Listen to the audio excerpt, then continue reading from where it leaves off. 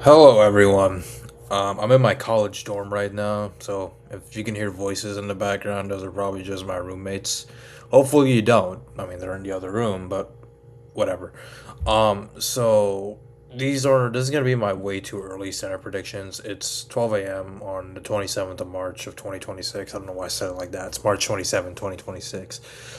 We still have a long time until the midterms. Most of the primaries have not even been decided yet, but I think it's fun to always do these things because politics is fun, right? Well, it's not fun, but making election maps is fun. But so yeah, without further ado, let's just get to it. I'm gonna explain my margins first. So like, tilt is gonna be under 1%. Lean is gonna be 1% through 4.9%. Wait, yeah, and likely is gonna be 5% through 9.9%, and then safe is just going to be 10% and up. Maybe that's not how every YouTuber does it, but that's how I do it. But that's okay. Nobody watches half my videos anyway. Okay, I really hope this video doesn't go popular now, but it doesn't matter. All right, so I'm gonna do the safe Republican states first because Republicans are in power right now, so why not?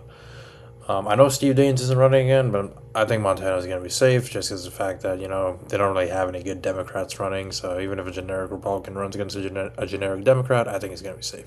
Idaho is going to be safe. Wyoming is going to be safe. Sorry, I just have it open right now because I already made the map before, so I don't mess up anything, but I probably will anyway. So like South Dakota is going to be safe. Kansas is going to be safe. Oklahoma is going to be safe. I think there's going to be, is there going to be a special election in Oklahoma? I'm not sure. I'll have to see because Markwayne Mullen is Homeland Security Secretary now, right? So that might mess with it, but that's gotta be safe too. It doesn't matter because Oklahoma is Oklahoma. Guess I haven't updated it, but I'd have to see. Arkansas is gonna be safe. Louisiana is gonna be safe. Mississippi is gonna be safe. Alabama is gonna be safe. Tennessee is gonna be safe. Kentucky is gonna be safe. West Virginia is gonna be safe. South Carolina is gonna be safe. So I don't think I missed anything.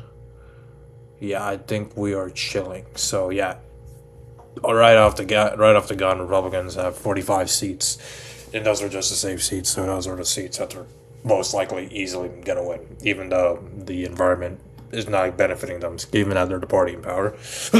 Sorry. So yeah.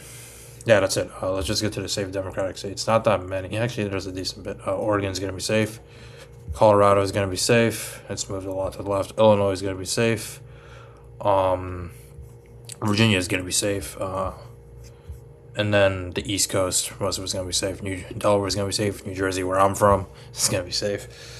It's Cory Booker, right? Yeah, he's running in. Rhode Island, Massachusetts, they're both going to be safe. And let me just double check my map. Yeah, I'm pretty sure everything's good. So yeah, Democrats 42 narrowed the gap, but Republicans 45, so they're still ahead. And they also have the advantage because they only need 50 seats because JD Vance will be the tiebreaker. So now let's get to the likely states. So these are gonna be like let's do a likely Republicans first. So that's gonna be Republicans win, like I said, 5 to 9.9%. So Iowa is gonna be likely. I think her name's like Ashley Hinson or something. I'm not sure. I think she's gonna win. I think ironically on the governor's race that Rob Sand might win, but like we'll see. I mean that might have some impact, but I don't know. We'll see. So I think that Ashley Henson's still gonna win. By like a 5, maybe 6% margin. If Rob Sand barely wins by like 1 to 2, she might win by like 5 to 6. So yeah, Nebraska likely because they're running Dan Osborne again, and Pete Ricketts. He's not as well known as Deb Fisher, I guess. And Dan Osborne's running again, and the environment's gonna be more favorable towards Democrats. So I still think he wins by like 6 to 7. Sorry, but like I think it'll be a little more competitive for a state like Nebraska. So, but I still think Pete Ricketts hangs on. I'm sorry. I'm kind of tired. I think that's is that. Oh no, sorry, I missed Florida. Forgive me. Um, yeah. Oh wait, no. Honestly, let me go with Alaska. I was honestly considering this to be a battleground because you got Peltola running, but I think Dan Sullivan, like, Alaska's a pretty Republican state for the most part, and when Peltola won, like, she won in, like, the special elections and the first time. I mean, not the special election, but I think she won the special election and she ran again in the midterm election. in 2022, but then she lost in 2024 to Nick Bejic, if I'm saying his name right. And like, I just feel as if like Dan Sullivan, he's not a bad incumbent. You know, he's not scandal plagued. He's just like your generic Republican guy. He hasn't done anything bad, and it's still Alaska. So I think for the most part he'll probably win by like 5%. You know, 5 or 6%. And I think that's a pretty good showing. You know, in Alaska. You know, especially for a Democrat like Mary. You know, Mary Bartola. She's a very good Democrat, but I do think that the Republicans are gonna probably take Alaska by likely margin. Sorry, there's like a freaking insect on my computer.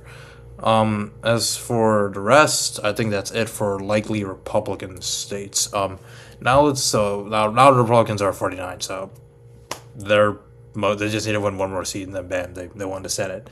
So I think you can tell which way this video is heading, but it doesn't matter. Let's go to New Mexico. Sorry. Well, I guess I spoiled it, but we're gonna go to the likely Democrat states. So New Mexico, I think you got the incumbent there. I do not know how to say his name. Not gonna try to pronounce it. He's running again, and New Mexico is a pretty blue state, so Democrats win that. Minnesota, yeah, Trump could win it in 2016. Trump could win it in 2024. Both years favorable towards Republicans. I don't think that state's gonna flip for a while. It's very blue. So, and now you're in a blue wave environment. So, it's obvious. I feel like it's gonna be likely around maybe 8%, possibly even safe. I'm gonna say likely just to be a little safe. Here, ironically now. But yeah, Minnesota, likely Democrat. New Mexico, Minnesota. And I think that's it for the likely Democrat states. Yeah, not many. Yeah, I'm looking at my map here. So, yeah, with the likely states done, 49 Republicans have 49 seats. They only need one more to win the Senate. To maintain their control of the Senate. Well, sorry. Well, Democrats have 44. So, like, they need 7 more. So now we're getting into kind of the interesting stuff here. So these are going to be the lean. Let's go, lean Republican. Do I have any lean Republican? Yeah, I do. I have one, and that's going to be the state of Maine. Wait. Sorry. Okay. Yeah. Um, so let me explain. So Maine Democrats are really they're fighting for it. You know, it's a state that Harris won in 2024, Biden won in 2020, and Clinton won in 2016. So, sorry, I just drank a little water. And Susan Collins, like, she is an electoral juggernaut in the state of Maine, but she's a very unpopular senator. Maybe not among her people, but she's certainly unpopular. And like, you want to say that this, I'd want to say this the year she goes down, and I feel like it should be, but the candidates that the Democrats got running, they're just not great. You know, like Janet Mills is old, and I don't think she's even going to win a primary. And if Plattner wins the primary, like he's got a lot of baggage, you know, like literal Nazi tattoo, and like normally, like if you had like a decent candidate, like I think if Jared Golden ran in this state, he could easily win, but like not easily, but I think he would have a better shot. But unfortunately, sorry, I guess I just gave up my bias, but it doesn't matter. Okay, I'm sorry, I shouldn't be biased, but unfortunately for Democrats, I don't think that their candidates are going to win. So I do think Susan Collins is going to get another victory, maybe by like 1 to 2%, possibly 3%, but it's going to be lean. Sorry, lean. And then with that, 50 Republicans already won the Senate. It's over for the Democrats. Well, not over because like it's the narrower the majority is, it's better. Like, I mean, I think Democrats know very well from 2021 to 2023 that a 50-50 majority kind of sucks. So, yeah. So, yeah, let's continue. So, I think that's my only lean Republican states. And now we're going to go into the lean Democrat states. The easiest one here is North Carolina. Like, honestly, like, wait, sorry. Honestly, just because of the fact that Republicans haven't really been doing well in the state. Democrats haven't been doing well in the state as of recent is why I'm putting it lean. But like Roy Cooper, solid candidate, won 2 terms as governor. Both times when Trump won the state, I believe. I believe he won in 2016 and 2020, yes. And like, you know, he beat an incumbent as well. And the dude's great.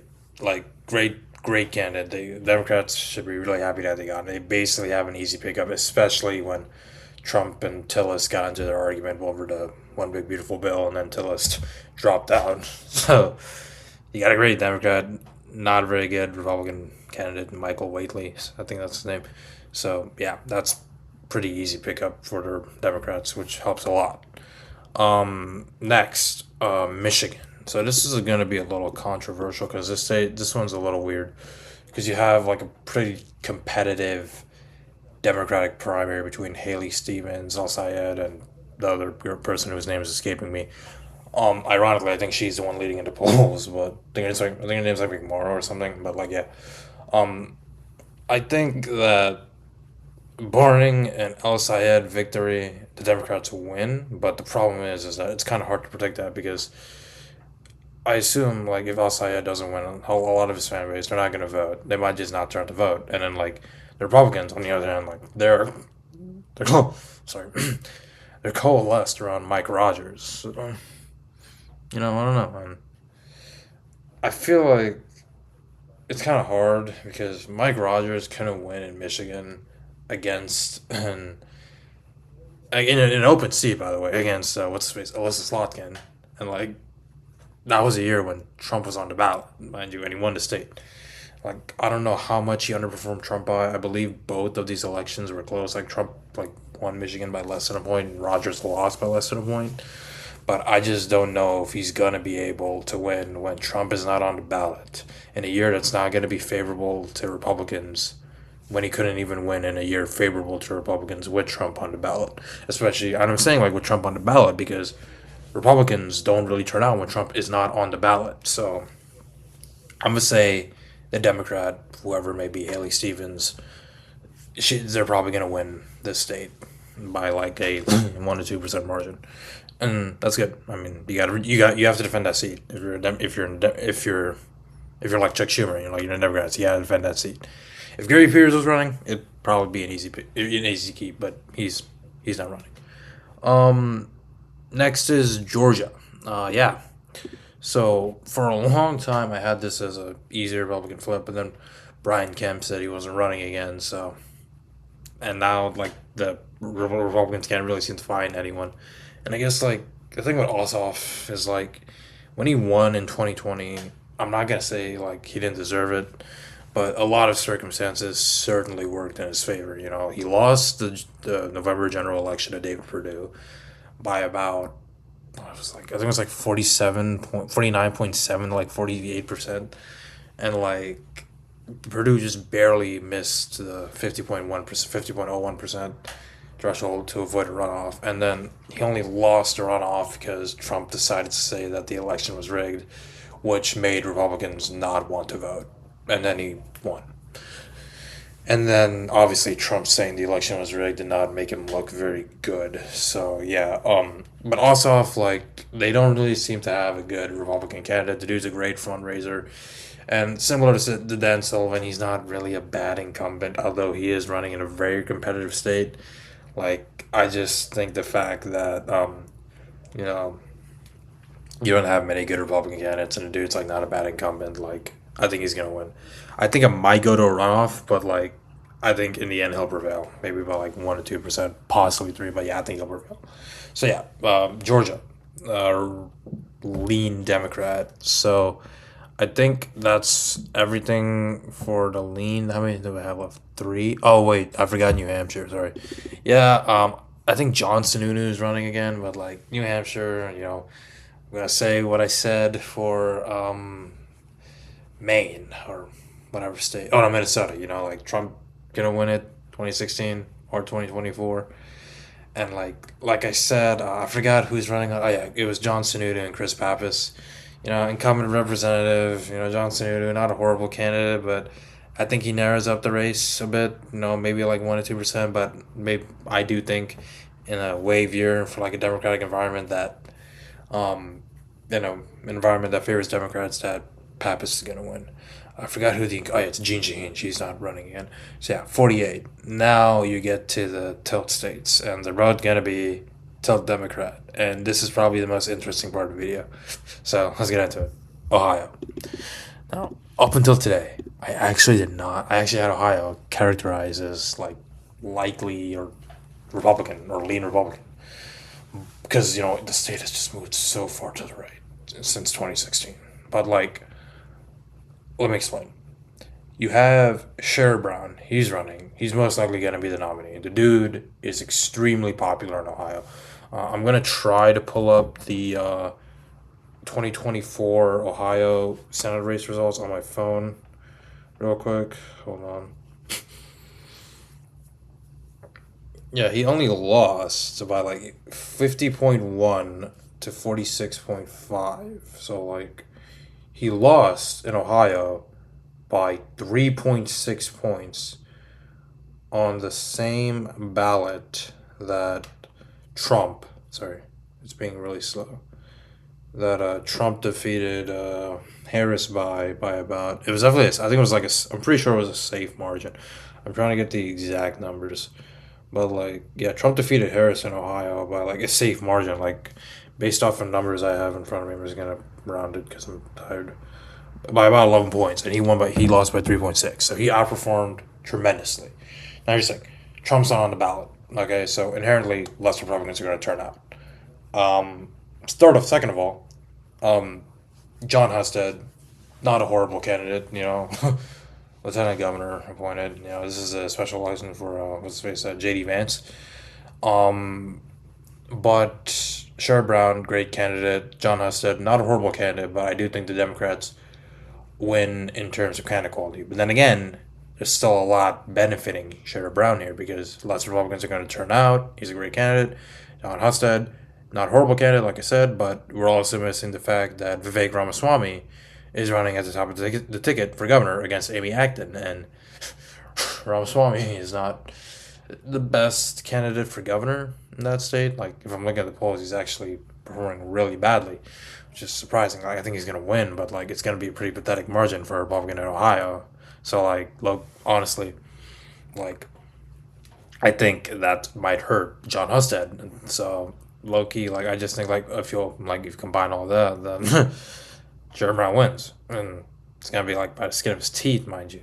But it's fine. Like, he's probably going to win by, like, maybe like half a percentage point, like 0.5, 0.6%. Like he's like, I could be wrong, but that's why it's tilted. But it's a hot take. But I think with everything working against him in his favor, I think he might win.